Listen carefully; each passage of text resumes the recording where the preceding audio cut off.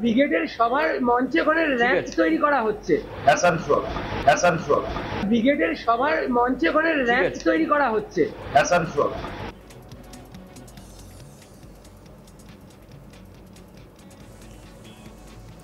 10 March ব্রিগেডের তৃণমূলের জনগর্জন সভাকে fashion show বলে কটাক্ষ করলেন রাজ্যের বিরোধী দলনেতা শুভেন্দু অধিকারী। শনিবার 9 মার্চ প্রধানমন্ত্রী শিলিগুড়ির সভায় যোগ দিতে যাওয়ার আগে কলকাতা এয়ারপোর্টে এই মন্তব্য করলেন শুভেন্দু অধিকারী। 10 মার্চ ব্রিগেডে তৃণমূলের জনগর্জন সভা, ইতিমধ্যেই সেই সভার জন্য মঞ্চ প্রস্তুত হয়েছে, আর সেই মঞ্চ থেকে সমর্থকদের মধ্যে পৌঁছে যাওয়ার ব্যবস্থা করা হয়েছে। আর এই ব্যবস্থাকে ফ্যাশন শো বলে কটাক্ষ করলেন রাজ্যের বিরোধী দলনেতা শুভেন্দু অধিকারী।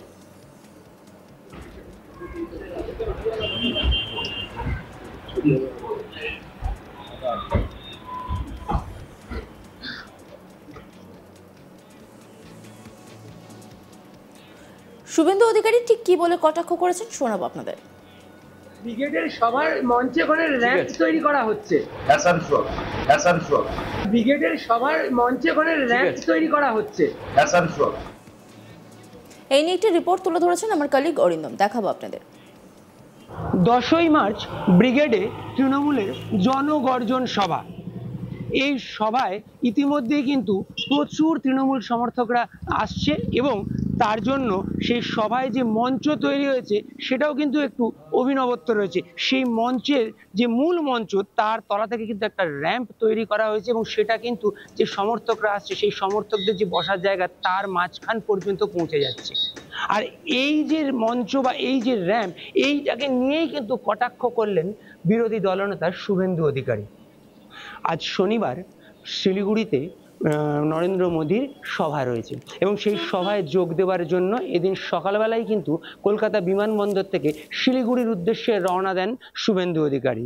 তিনি যখন কলকাতা বিমানবন্দরে এসে পৌঁছয় তখন কিন্তু আমরা তাকে জানতে চাই বা তাকে জিজ্ঞাসা করি যে এই যে তৃণমূলের ব্রিগেডের যে সভা হতে চলেছে, অর্থাৎ 10ই মার্চ যে সভা হতে চলেছে, যে সভাতে মমতা বন্দ্যোপাধ্যায়ের বক্তব্য রাখার কথা রয়েছে বা অভিষেক বন্দ্যোপাধ্যায়ের বক্তব্য রাখার কথা রয়েছে, সেই সভাতে যে মঞ্চটা তৈরি করা হয়েছে সেই মঞ্চের মধ্যে কিন্তু একটা অভিনবত্ব রয়েছে, অর্থাৎ একদমই নতুন করা হয়েছে। সেই মঞ্চের ক্ষেত্রে কিন্তু যে মূল মঞ্চ সেখান থেকে সিঁড়ি দিয়ে কিছুটা নেমে আসার পর একটা র‍্যাম্পের মতন করা হয়েছে, যার মাধ্যমে কিন্তু যিনি বক্তব্য রাখছেন তিনি চাইলেই যারা সামনে সমর্থক যারা বসে আছেন তাদের মধ্যে পৌঁছে যেতে পারেন। আর ঠিক এই যে মঞ্চ বা এই যে র‍্যাম্প যেটা তৈরি করা হয়েছে সেটাকেই কিন্তু সঙ্গে সঙ্গে কটাক্ষ করলেন শুভেন্দু অধিকারী। তিনি সরাসরি বললেন ফ্যাশন শো। অর্থাৎ আমরা যদি একটু দেখি যে ফ্যাশন শো বা যে কোনো মিউজিক্যাল কনসার্ট সেখানে যেরকম মঞ্চ তৈরি করা হয়, অর্থাৎ যে ফ্যাশন শো এর যারা অংশগ্রহণ করে তারা যেরকম হেঁটে দর্শকদের মধ্যে এগিয়ে আসে, বা যে মিউজিক্যাল কনসার্ট সেখানে যিনি গান গান তিনি যেমন গান গাইতে গাইতে চাইলেই সমর্থক যারা বা দর্শক যারা রয়েছে তাদের সামনে বা তাদের মধ্যে এগিয়ে যেতে পারেন, ঠিক সেই রকমই অনেকটা কিন্তু এই যে মঞ্চ বা এই যে র‍্যাম্প তৈরি করা হয়েছে সেই রকম এদিন অর্থাৎ তৃণমূলের নেতা নেত্রীরা চাইলেই কিন্তু যে সামনে যারা দর্শকরা বা সমর্থকরা থাকবে তাদের মধ্যে এগিয়ে যেতে পারবে, সেই রকমই একটা মঞ্চের ব্যবস্থা করা হচ্ছে।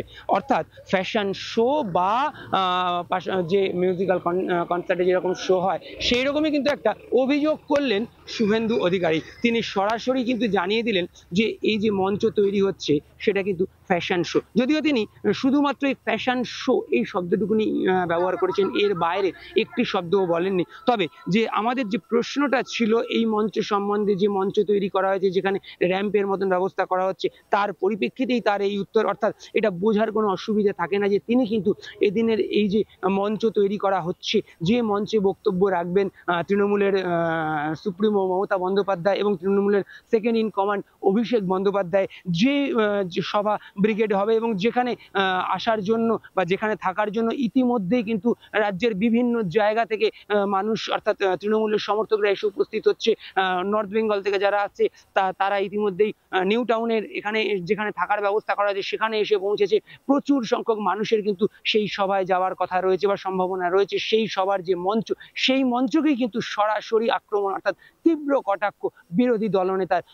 প্রধানমন্ত্রীর যে র্যালি সেই র্যালিতে শনিবার দিন যাওয়ার জন্য কলকাতা বিমানবন্দরে পৌঁছেই কিন্তু তিনি সরাসরি 10ই মার্চের যে মমতা বন্দ্যোপাধ্যায়ের সভার ব্রিগেডের সভার যে মঞ্চ সেই মঞ্চকে সরাসরি কটাক্ষ করলেন এবং তিনি জানিয়ে দিলেন এটা ফ্যাশন শো, অর্থাৎ যে মঞ্চের কথা বলা হচ্ছে, যে মঞ্চ তৈরি করা হচ্ছে ব্রিগেডে, সেই মঞ্চ যে ফ্যাশন শো অর্থাৎ ফ্যাশন শো এর মতন মঞ্চ করা হচ্ছে, সেইটাই তিনি হয়তো বোঝাতে চাইলেন এবং সরাসরি কটাক্ষ করলেন ব্রিগেডে মমতা বন্দ্যোপাধ্যায় অর্থাৎ তৃণমূলের যে সভা হবে 10ই মার্চ, সেই সভার জন্য তৈরি মঞ্চকে। ব্রিগেডের সবার মঞ্চে ওখানে র্যাম্প তৈরি করা হচ্ছে। অ্যাসানসোল অ্যাসানসোল ব্রিগেডের সবার মঞ্চে ওখানে র্যাম্প তৈরি করা হচ্ছে। অ্যাসানসোল। প্রসঙ্গত 10ই মার্চ রবিবার ব্রিগেডে জনগর্জন সভার ডাক দিয়েছে রাজ্যের শাসক দল তৃণমূল কংগ্রেস। সূত্রের খবর, লোকসভা ভোটের আগে এই ব্রিগেড নাকি শাসক দলের এ পর্যন্ত হওয়া সবকটি ব্রিগেড সমাবেশকেই ছাপিয়ে যাবে। তৃণমূল নেত্রী মমতা বন্দ্যোপাধ্যায় হবেন ব্রিগেড সমাবেশের মূল বক্তা। এছাড়া দলের সাধারণ সম্পাদক অভিষেক বন্দ্যোপাধ্যায় সহ দলের শীর্ষ নেতৃত্ব তাঁদের বক্তব্য পেশ করবেন বলে সূত্রের খবর। গোটা পূর্ব ভারতে এই সমাবেশ সবথেকে বড় হতে চলেছে বলে জানা গিয়েছে। 10 মার্চের এই জনগর্জন সভার মঞ্চ থেকেই নাকি 2024-এর লোকসভা ভোটের দামামা বাজিয়ে দেবে তৃণমূল নেতৃত্ব। এই ব্রিগেড সমাবেশের পরই নাকি লোকসভা ভোটের প্রচার কর্মসূচির অঙ্গ হিসাবে পরপর জেলা জুড়ে সভা করবেন তৃণমূলের সাধারণ সম্পাদক তথা ডায়মন্ড হারবারের সাংসদ অভিষেক বন্দ্যোপাধ্যায়। এবারের ব্রিগেডের মঞ্চটির মধ্যেও বেশ অভিনবত্ব রয়েছে। জানা গেছে মূল মঞ্চের সঙ্গে যুক্ত থাকবে একটি আলাদা মঞ্চ। র্যাম্পের আকারে তৈরি হবে এই মঞ্চটিও। তৃণমূলের দলীয় প্রতীক অর্থাৎ ঘাসের উপর জোড়া ফুলের আকারেই এই মঞ্চটি তৈরি হচ্ছে। এই মঞ্চের মাধ্যমে একেবারে ব্রিগেডে আসা জনসাধারণের একেবারে কাছে পৌঁছে যেতে পারবেন তৃণমূলের নেতারা। ব্রিগেডের সব দিক দিয়েই এই মঞ্চটিতে পৌঁছে যাওয়া যাবে। এদিনের ব্রিগেড সমাবেশ শুধু বঙ্গ তৃণমূল নেতৃত্বই নয়, গোটা দেশের তৃণমূল নেতারা উপস্থিত থাকবেন বলে জানা গিয়েছে।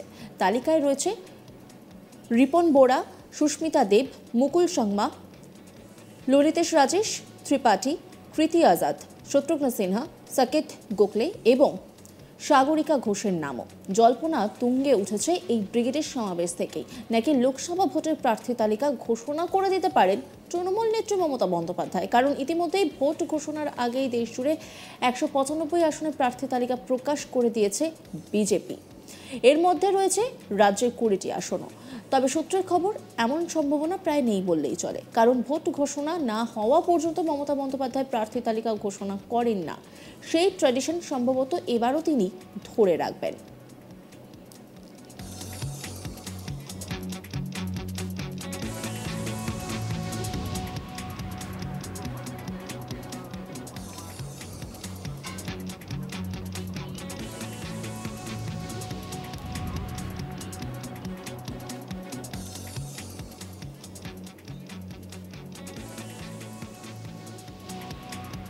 অন্যান্য খবরের আপডেটের জন্য অবশ্যই নজর রাখুন আজ তাক বাংলার ইউটিউব স্ট্রিমিংয়ে।